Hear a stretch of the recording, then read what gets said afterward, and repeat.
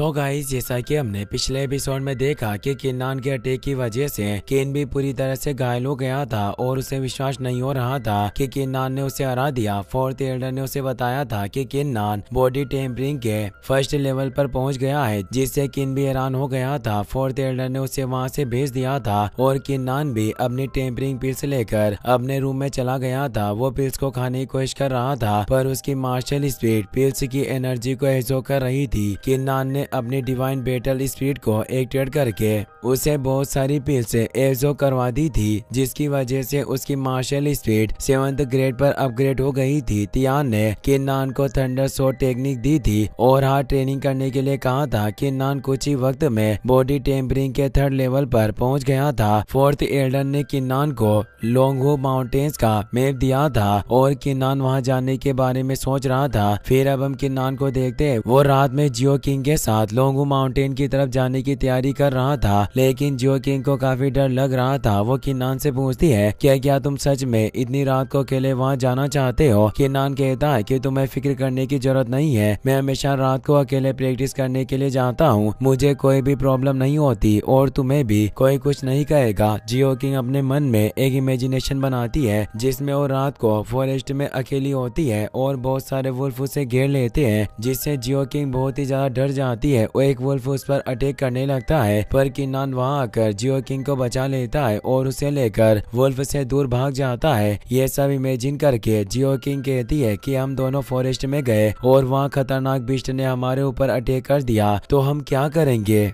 किन्नान कहता है कि तुम बिना वजह फिक्र कर रही हो, ऐसा कुछ भी नहीं होगा और अगर ऐसा कुछ भी हुआ तो मैं तुम्हें कुछ नहीं होने दूंगा। मैं अपनी जान पर खेलकर तुम्हें सही सलामत घर लेकर आऊंगा, इसीलिए तुम्हें फिक्र करने की जरूरत नहीं है। मैं एक वॉरियर हूँ और मुझे इन छोटी छोटी मुश्किलों को पार करके आगे बढ़ना है। अगर मैं बिस्ट से डर गया तो कभी भी पावरफुल नहीं बन पाऊंगा। मुझे लोंगहू माउंटेन पर जाना है, इसीलिए मैं हार नहीं मान सकता। ये सब बातें करते हुए वो दोनों मिशन के एग्जिट पर आ जाते हैं। किन्नान जियो किंग से पूछता है कि अब मैं यहाँ से अकेले आगे जाऊंगा तो मेरी फिक्र मत करना, मैं कुछ ही दिनों में वापस आ जाऊंगा, मगर तुम बोलकर भी किसी को मेरे बारे में मत बताना कि मैं लोंगहू माउंटेन पर गया हूँ। जियो किंग कहती है कि मैं तुम्हारा इंतजार करूंगी, तुम्हें सही सलामत वापस आना होगा और अपनी किन फैमिली को संभालना होगा। किन्नान माउंटेन के टॉप पर पहुंच जाता है और थंडर शॉट टेक्निक की शॉट प्रैक्टिस कर रहा था। कुछ वक्त प्रैक्टिस करने के बाद किन्नान को थंडर शॉट टेक्निक का ऐसे समझ में आ जाता है जिससे वो काफी खुश होता है। फिर हम किन फैमिली का मीटिंग हॉल का सीन देखते हैं, जहाँ किन फैमिली के काउंसिल एल्डर्स थे।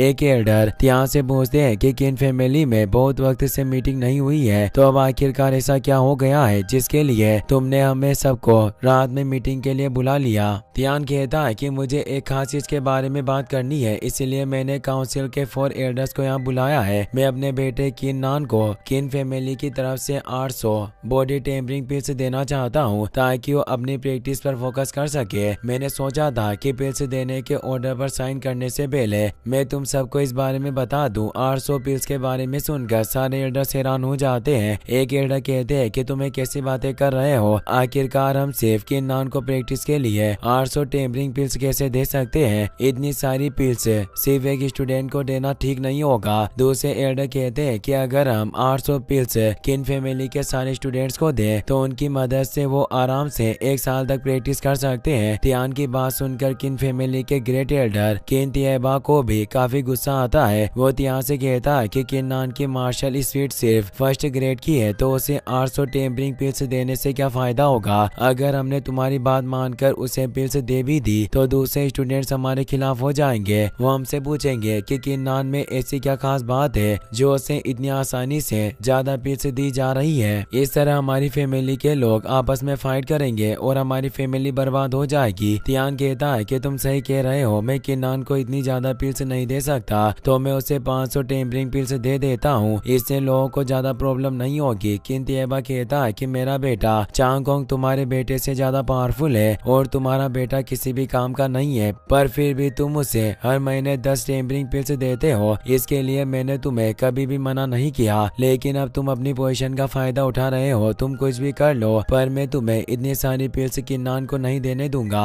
दूसरे एल्डर तियान से कहते हैं कि अगर तुम किन्नान को पिल्स देना चाहते हो तो तुम्हें हमें कुछ रीजन बताना होगा और कुछ ऐसी बात बतानी होगी कि हम किन्नान को पिल्स दे सके। अगर हम उसे पिल्स दे दे और वो हमारे किसी काम का ना आए तो हमारा बहुत नुकसान हो जाएगा। फोर्थ एल्डर तियान से कहते हैं कि यंग मास्टर की मार्शल स्पीड काफी लो ग्रेड की है और मुझे नहीं लगता कि वो फ्यूचर में ज्यादा आगे बढ़ पाएंगे, इसीलिए मैं चाहता हूँ कि आप उसे इतनी सारी पिल्स देने के बारे में दोबारा सोचें, क्योंकि बिना वजह से इतनी सारी पिल्स देने से कुछ नहीं होगा और हमारी फैमिली का नुकसान होगा। ये सब बातें सुनकर तियान कहता है कि 2 साल पहले मैंने अपनी जान पर खेलकर किन फैमिली को बचाया और फेंग फैमिली से हमारे 2 माइन एरिया वापस ले लिए थे। उसके बाद से हमारी किन फैमिली का रेवेन्यू 30% से बढ़ गया है। मैं हमारी फैमिली के 5 मैजिक वेपन्स भी लेकर आया हूँ। अगर हम फैमिली के रूल्स को देखें तो इन सब चीजों के लिए मुझे 800 टेम्परिंग पिल्स रिवार्ड में मिलनी चाहिए, लेकिन मुझे 800 पिल्स नहीं चाहिए। मैं बस चाहता हूँ कि तुम सब किन्नान को 500 टेम्परिंग पिल्स देने के लिए तैयार हो जाओ ताकि किन्नान अपनी प्रैक्टिस जारी रख सके। इन सब बातों को सुनकर किन तिएबा को काफी गुस्सा आता है। वो कहता है कि तुम फैमिली के हेड हो, इसका मतलब ये नहीं है कि तुम अकेला किन फैमिली पर अपना राज करोगे और सब चीजें तुम्हारे हिसाब से होगी। मैं तुम्हें अपनी मनमानी नहीं करने दूंगा। ये कहकर किन तिएबा अपनी बॉडी से एनर्जी रिलीज करता है जिससे आसपास की चीजें हिलने लगती है। इससे तियान को काफी गुस्सा आता है और वो भी अपनी बॉडी से एनर्जी रिलीज करता है, जिसकी वजह से किन तिएबा पीछे हो जाता है और सारी कैंडल्स बुझ जाती है। एक एल्डर्स उन दोनों को शांत करते हैं। वो कहते हैं कि हमारी किन फैमिली का मैटर है, इसीलिए फाइट करने की जगह शांति से बैठकर बात करो। तियान कहता है कि अब बात करने के लिए कुछ नहीं बचा है, मैंने फैसला ले लिया है, मैं किन्नान को पिल्स देकर ही रहूंगा। इससे किन तिएबा को काफी गुस्सा आता है पर वो कुछ नहीं कर सकता था। फिर हम किनबी और उसके साथियों को देखते हैं। वो सब लोंगो माउंटेन पर आ गए थे।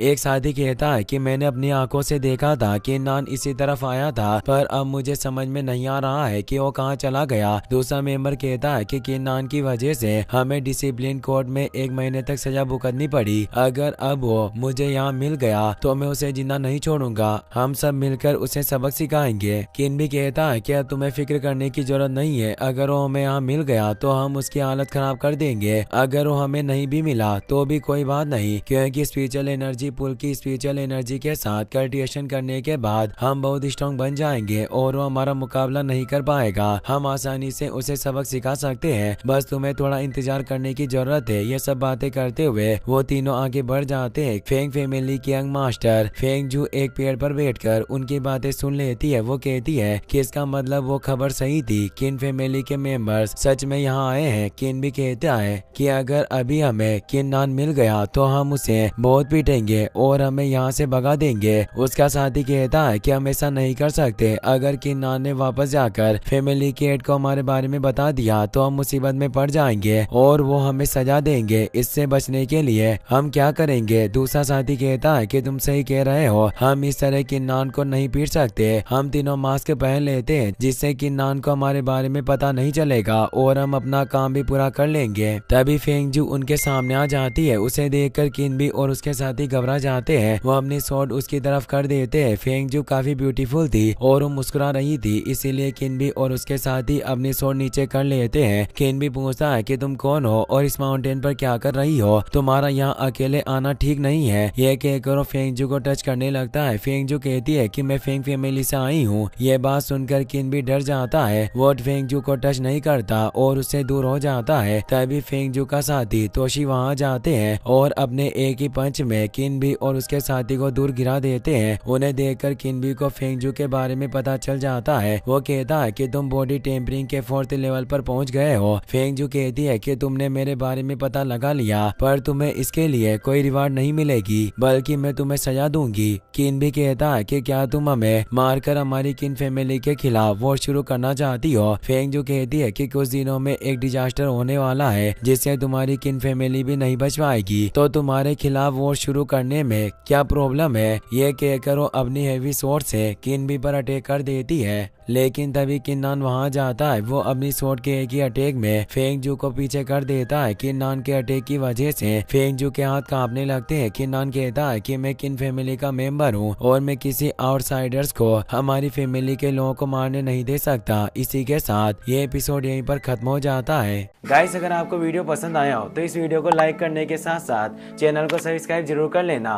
मिलते हैं नेक्स्ट वीडियो में। Thanks for watching.